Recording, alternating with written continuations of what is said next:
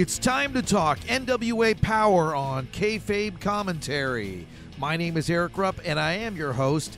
And today we're going to talk about the latest episode of NWA Powerrr, episode number 16. And the first thing I've got to say is this. It's a question, really. It's something I've been thinking about ever since this episode showed up on Tuesday. Is it possible to have a great episode of a wrestling show when there are only 2 matches on that show? You typically would not think that's possible. But this episode of NWA Powerrr was outstanding, and that's with only 2 matches. That's remarkable. And I'll tell you why this episode was so good. Nick Aldis, James Storm, Eli Drake, Ricky Starks, Thunder Rosa, Zicky Dice, Melina, you name it. There was so much talent in this show, and they were all doing a great job on the mic. They were all just compelling personalities that made you want to watch them in or out of the ring. And that's what made this episode so good. It wasn't just about the wrestling. I mean, let's face it, this is a wrestling company, and the wrestling is the most important thing. But that doesn't mean that once in a while they can go in a different direction and show where the wrestlers are headed and show you who they are, not just what they can do. And in this episode of NWA Powerrr, that's exactly what we got. A picture of the wrestlers outside of the ring. And I'll tell you what, they're all compelling personalities. I mean, if you can't enjoy Eli Drake and James Storm going face-to-face with Aaron Stevens in the question mark, then there's something seriously wrong with you. Now, when talking about this episode, I want to go last things first. I want to talk about the end of the show, because I think Nick Aldis has made a huge tactical blunder here. I think Nick Aldis may have made the biggest mistake of his career so far, and this is something that could cost him that title. Nick Aldis had a sit-down with Marty Scurll. And as most of you know, the two of them go way back. They've been friends for probably 15 years. They came up together in the UK.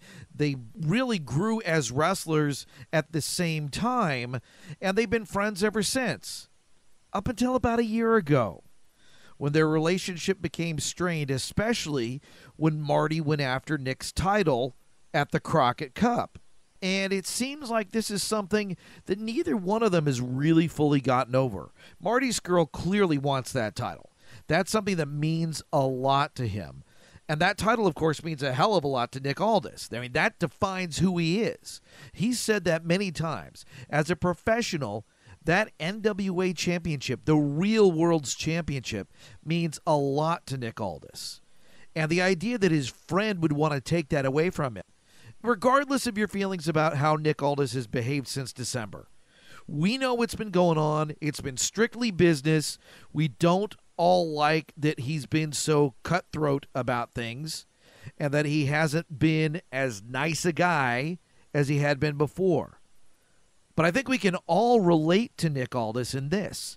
If your best friend tries to take away something from you that means an awful lot to you, that's going to piss you off. You're going to be pretty mad, you're going to feel betrayed, and you're going to want to get back at that person. And after the match last year, it's not unreasonable to expect that Nick thought that they were done. Okay, my friend wanted his shot at that title. I gave him the shot. We worked everything out. I won. I'm still the champ. That's great. But Marty couldn't let it go. He's been in Ring of Honor, doing a great job there, but he still hasn't won that championship. He wants a world's championship, and the NWA championship is the real heavyweight championship of the world. So it's not unreasonable that Nick is angry about that. And so he wants to put Marty in a position where Marty has to give something up if he loses. Because if Nick loses, he loses that title. But if Marty loses, well, without any stipulations, he's got nothing to lose. So that he's not risking anything. So Nick wanted to give him something to risk. He wanted Marty to have something to lose. But here's where I think Nick made the big mistake. He's given Marty too much to lose. Marty already has plenty of motivation to want to win that title. Marty wants that title. He's dying to be the real world's heavyweight champion. And now Nick's putting a stipulation in place. And if Marty accepts this, not only does he really want that title just to have it, but now he really wants to win because he doesn't want to have to pay everybody at that arena back. He doesn't want to have to refund everybody because that's a hell of a lot of money to pay out if he loses. So now Marty's got all the motivation in the world to win. And for Nick, this is really just another title defense. Nick's had so many big title defenses. This is just another one. And there's not really a whole lot that's going to keep him extra focused the way Marty Scurll is going to be extra focused on this match coming up if he accepts it, and I expect that he probably will. So with the Crockett Cup, we may see a new real world's champion, the NWA champion, and this champion might be for Ring of Honor. Now let's talk about Thunder Rosa. She came out to do an interview, and then just before the interview starts, out comes Melina and Marty Bell.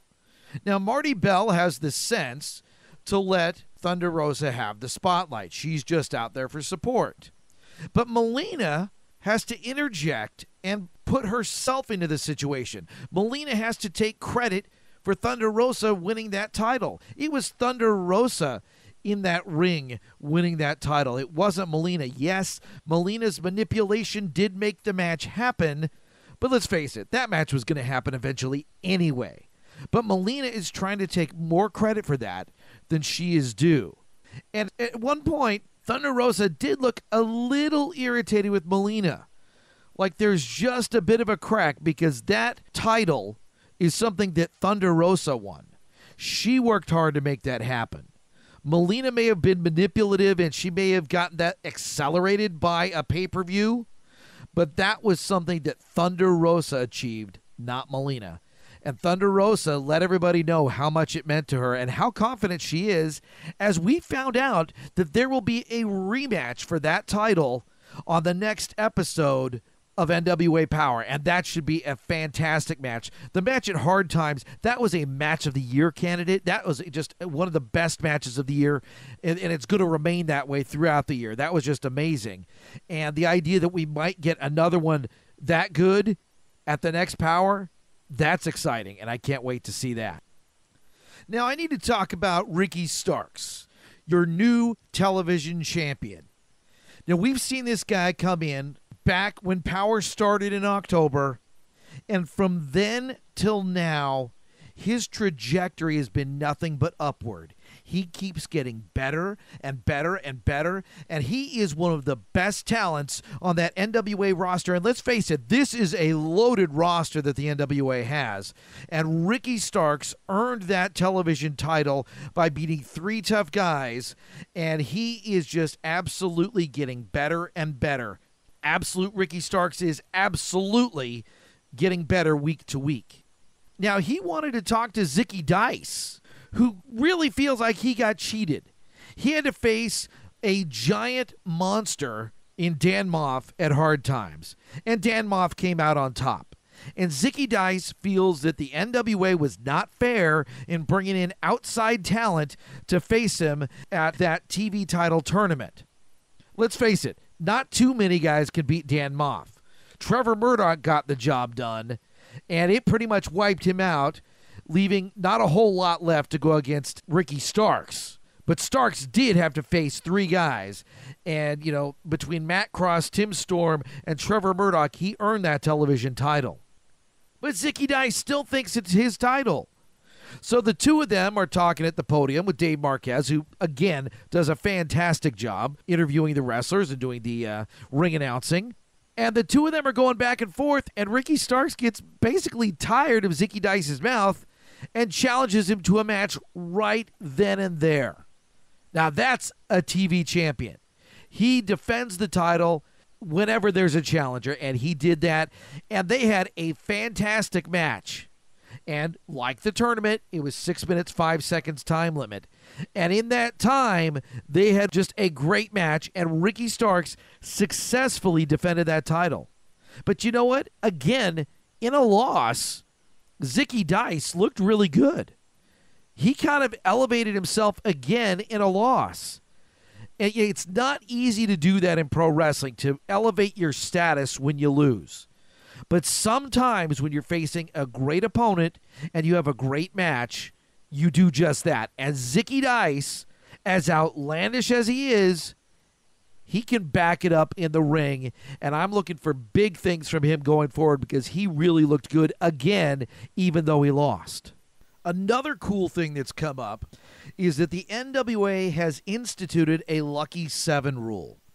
So if the TV champion successfully defends his title or gets to a time limit draw in 7 straight matches, he gets a title shot at the 10 pounds of gold.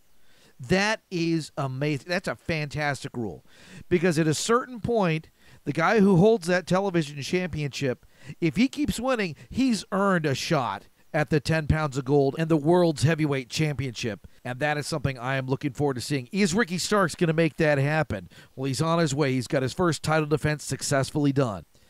And I would be absolutely remiss if I didn't mention the new World Tag Team Champions, Eli Drake and James Storm. Those two guys were on the show, and they just were hilarious. I mean, those guys have great personality, great charisma, and of course they back it up in the ring. I don't think there's a tag team in the world that could beat those guys right now. But they are just fantastic on the mic. Let's face it, the crowd loves them. I love them. You love them. Those guys are great. And it was foolish of Aaron Stevens to come out there and even confront them at all. Aaron Stevens and the Question Mark won a title shot. Well, as Eli Drake pointed out, they've got to take a number and wait their turn because there are other teams that are before them.